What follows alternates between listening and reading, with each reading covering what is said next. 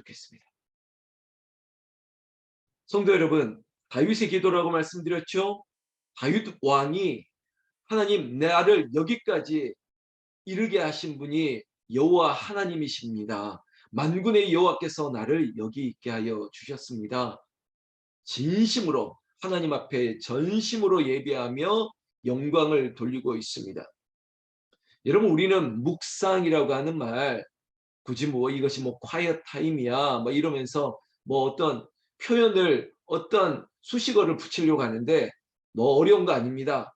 우리가 잠잠히 하나님만 생각하는 것입니다. 그래서 우리는 생각하면 할수록 하나님의 은혜인 것을 고백하게 되는 것이에요. 여러분, 이런 경험해 보셨습니까? 눈을 감고, 아니면 한강 둔치 앉아서 멍 때리기 대회하는 그런 거 말고요.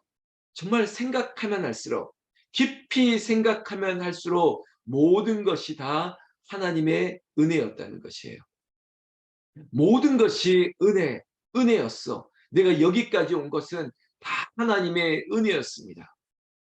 이 보잘것없는 나, 이 벌레만도 못한 내가 하나님의 자녀가 되고 하나님을 아버지로 부를 수 있는 것이 은혜 아니면 무엇입니까? 내가 지금 이 땅에 남아 주를 위하여 살아갈 수 있는 것이 은혜 아니면 무엇입니까?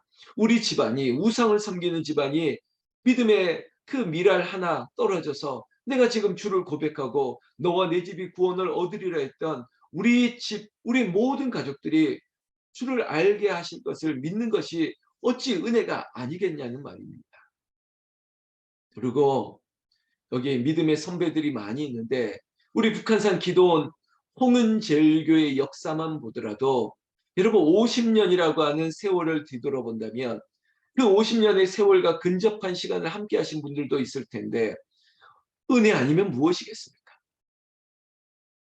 여러분, 많은 교회들이 촛대가 옮겨지고 교회의 모습으로 온전하지 못하는 아픔들이 얼마나 많은데, 그런데 하나님께서 교회의 기도의 불을 늘 밝히게 하시면서, 그리고 교회를 교회되게 하시도록 여기까지 인도하신 분이 우리 주 여호와 하나님, 그리고 희년의 기쁨을 맞이하면서 이전 것들은 다 지나가고 완전히 자유롭고 새로운 하나님의 역사를 위한 광야가 아닌 이제 가나안의 시대를 열어가게 하신 이 하나님의 역사가 하나님의 은혜 아니고서는 무엇으로 설명할 수 있느냐는 것입니다.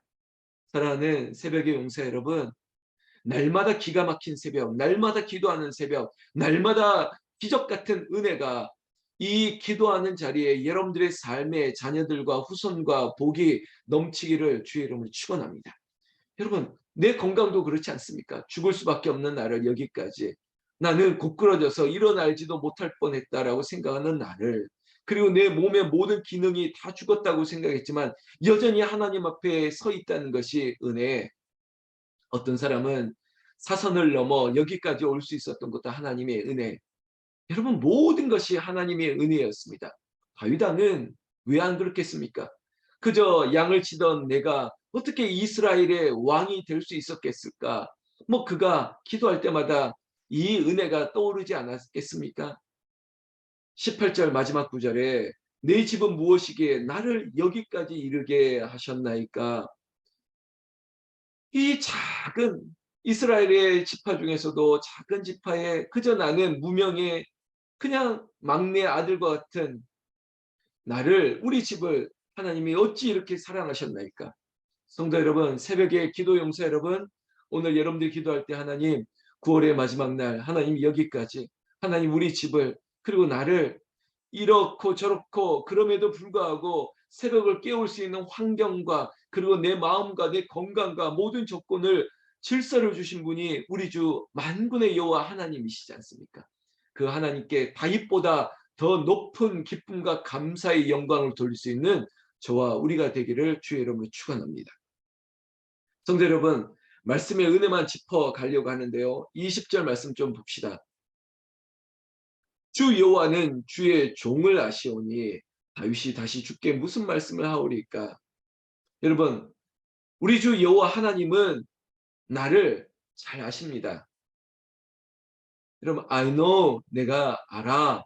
여러분, 하나님 앞에 내가 은혜 받을 그 순간순간 저의 고백인데요. 하나님이 저에게 말씀합니다. 내가 너를 찾는다.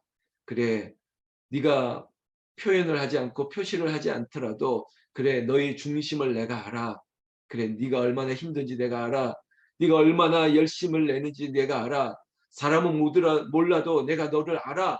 이렇게 말씀해 주시면 여러분 정말 사람들이 몰라줘도 괜찮습니다.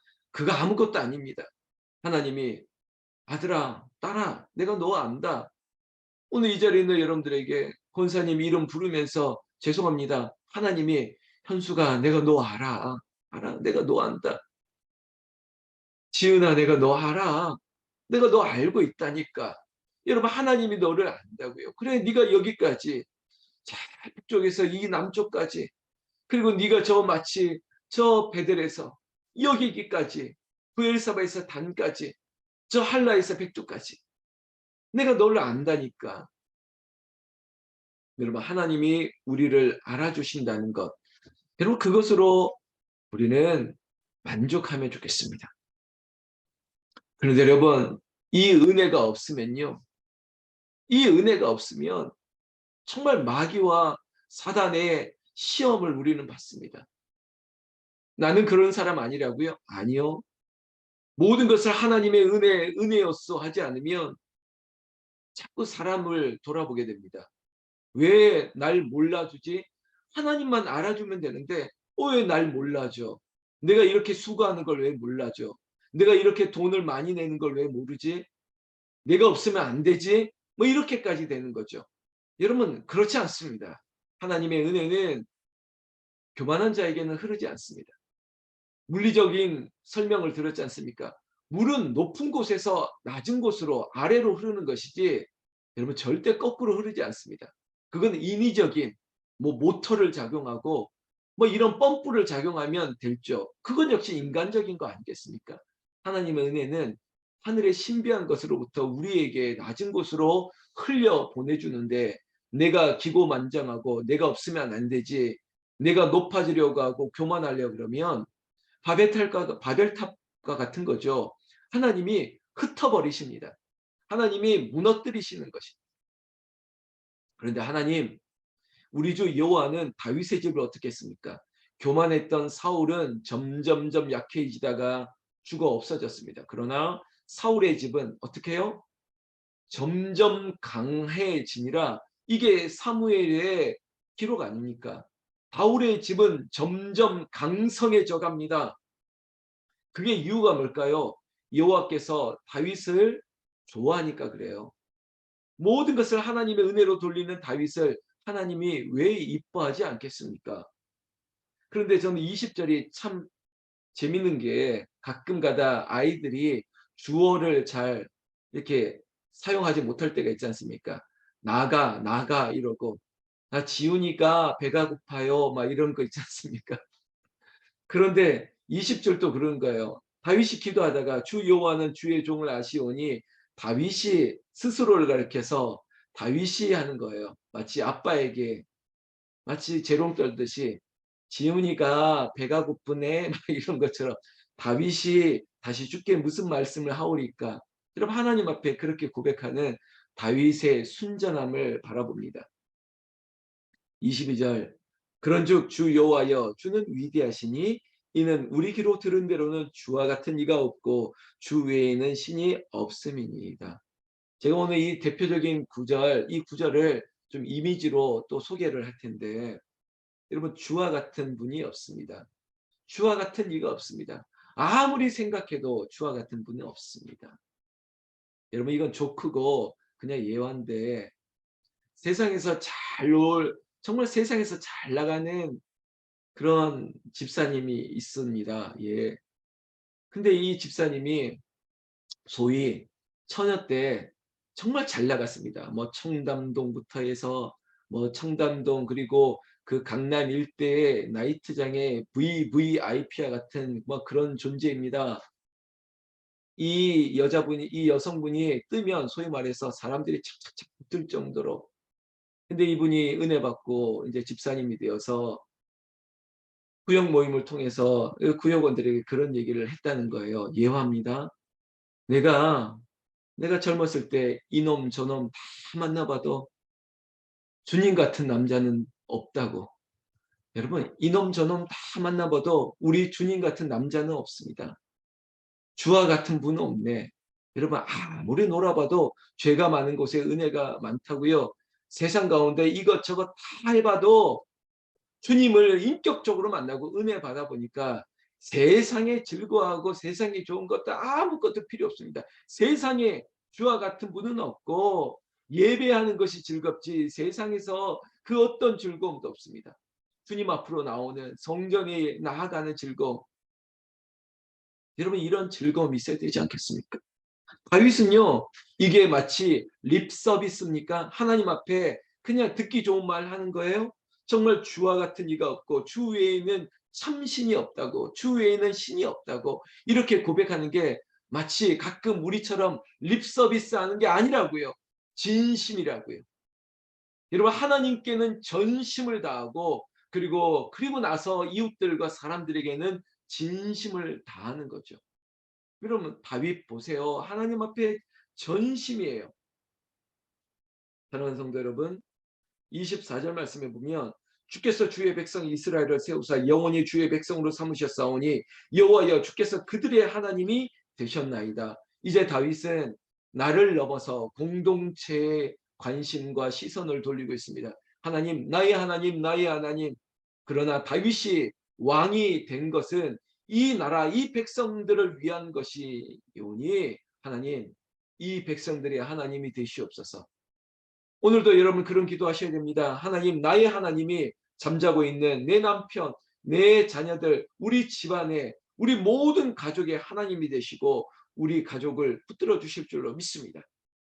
그렇게 기도하면서 25절 여호와 하나님이여 이제 주의 종인과 종의 집에 대하여 말씀하신 것을 영원히 세우시며 말씀대로 행하사 하나님의 약속을 기억합니다. 하나님 약속을 이루어 주시었고 하나님의 말씀대로 이 나라와 이 가정과 우리 집안을 이렇게 세워 주시옵소서. 여러분 우리 교회는 하나님 반석 위에 세우실 것입니다. 페트라 흔들리지 않는 반석 위에 이제 50년의 눈물로 우리가 뿌렸던 기도의 그 반석 위에 하나님의 교회를 세우실 것입니다. 다윗의 나라가 우리의 모습이 될 것입니다. 26절에 사람이 영원히 주의 이름을 크게 높여 이르기를 만군의 여호와는 이스라엘의 하나님이라 하게 하시옵시며 주의 종 다윗의 집이 주 앞에 견고하게 하옵소서. 여러분 여호와께서 말씀하신 대로 이 나라를 이 교회를 우리 가정을 우리 집안을 견고히 세우실 뿐만 아니라 영원히 세우시고 흔들리지 않게 하실 것이라는 겁니다. 여러분 9월 30일 9월의 마지막 날 새벽에 찾아오신 여러분들에게 축복합니다. 여러분들의 기도의 불을 밝힌 그곳이 하나님이 세우시고 견고하게 흔들리지 않도록 하나님께서 붙들어 주실 것을 주의 이름으로 축원합니다. 축원합니다. 여러분 하나님께서 이 기도로 주께 간구할 마음이 생겼나이다. 여러분 은혜를 받으니까 기도는 더 풍성해지는 거예요. 하나님께서 네가 나를 위해서가 아니라 내가 너희 집을 세울 것이라고 했던 약속을 이루어 주시다 보니까 여러분 기도는 더 풍성해지는 거예요. 그래서 27절 마지막 줄에 주의 종이 기도로 주께 간구할 마음이 생겼나이다. 여러분 억울한 일, 힘든 일이 많아도 기도의 내용이 많아질 수 있지만 아니요. 하나님이 은혜 주시니까 기도는요. 그냥 마치 물 흐르듯이 기도가 자꾸 막 퍼져 나옵니다. 터져 나오는 거예요. 그래 내가 주를 위해서 뭘 할 수 있을까? 여러분 은혜를 받으면요. 제가 이번 주일에도 뭐 그런 광고를 드릴 텐데 주의 마음을 찾고 있는 거예요. 그래 하나님 이 교회를 위해서 무엇이 필요할까? 하나님 내가 눈을 돌아보니까 다시 시작하는 교회를 위해서 내가 무엇을 할 수 있을까? 그래 나는 교회를 위해서 어떻게 기도할까? 여러분 은혜가 쌓이면 더 기도할 수 있는 마음 주시는 거예요. 그리고 주를 앞에 더 헌신할 수 있는 모든 상황을 주시는 거예요. 우리 교회가 그런 은혜가 있기를 주의 이름으로 축원합니다. 마지막 29절 이 말씀대로 축원합니다. 이제 청하건대 종의 집에 복을 주사 주 앞에 영원히 있게 하옵소서. 주 여호와께서 말씀하셨사오니 주의 종의 집이 영원히 복을 받게 하옵소서 하니라. 할렐루야. 나와 우리의 집이, 우리 교회가 하나님의 영원한 복을, 여러분들이 그 복의 간증이 되고 다윗의 기도가 이 자리에 있는 제가 이름을 부를 여러분들의 기도가 될 것을 나는 우리 주 예수님의 이름으로 축원합니다.